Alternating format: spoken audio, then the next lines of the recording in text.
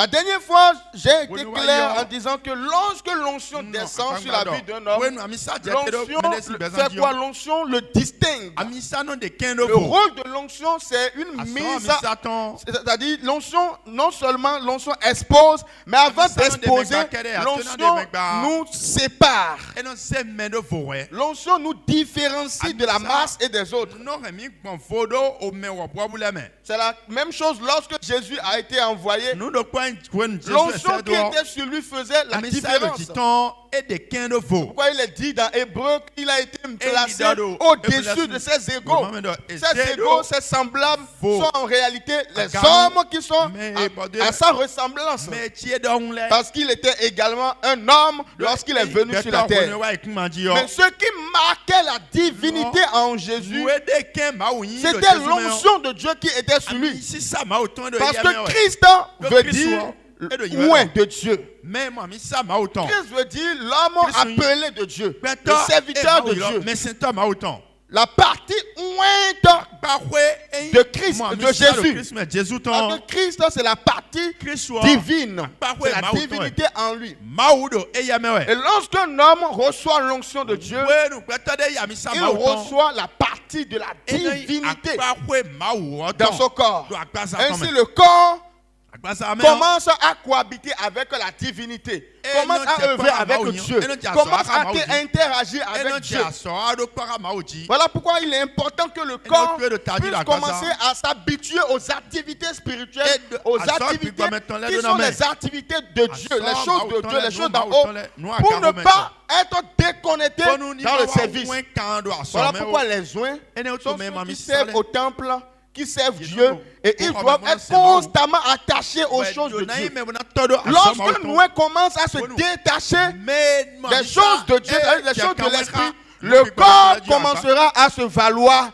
Ainsi, il ne pourra plus exercer sa fonction.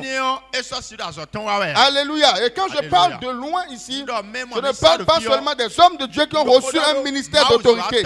Parmi les 5 ministères, apôtres, prophètes, évangélistes, pasteurs et docteurs, non. Mais je parle aussi des personnes que Dieu a oint. Toute personne qui a reçu un appel, un ministère, toute personne qui a reçu un ordre de la part de Dieu à exercer, à œuvrer, à servir, à fonctionner dans l'église, que ce soit un ministère d'autorité ou que ce soit une notion particulière pour guérir les malades par exemple, ou pour opérer toutes sortes de tâches et d'œuvres dans la maison de Dieu. Alléluia. Alléluia.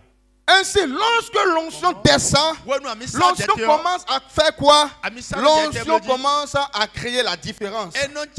Lorsque plusieurs frères, comme il est dit, il est bon, il est doux et agréable pour des frères de demeurer ensemble. Lorsque plusieurs frères sont ensemble, c'est une bonne chose.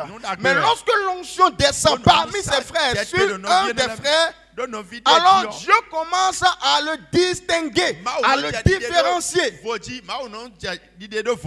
Parce que l'onction est la marque de la divinité ou la marque de Dieu dans la vie d'un humain, dans la vie de l'homme. Voilà pourquoi on dit que l'onction fait la différence. Parce que l'onction, c'est la partie divine qui vient porter l'homme afin de faire de lui un homme divin. C'est d'abord l'onction qui fait qu'on appelle les hommes que Dieu utilise des hommes de Dieu. Parce que la partie de Dieu qui se trouve en eux, c'est l'onction qu'ils ont reçue. Alléluia. Alléluia. Ainsi, c'est par l'onction et par la distinction que produit l'onction. Parce que lorsque l'onction descend, l'onction sépare. L'onction crée une distinction. L'onction peut créer même parfois la solitude de loin. Parce qu'il doit se séparer pour se préparer à la tâche qui lui a été confiée.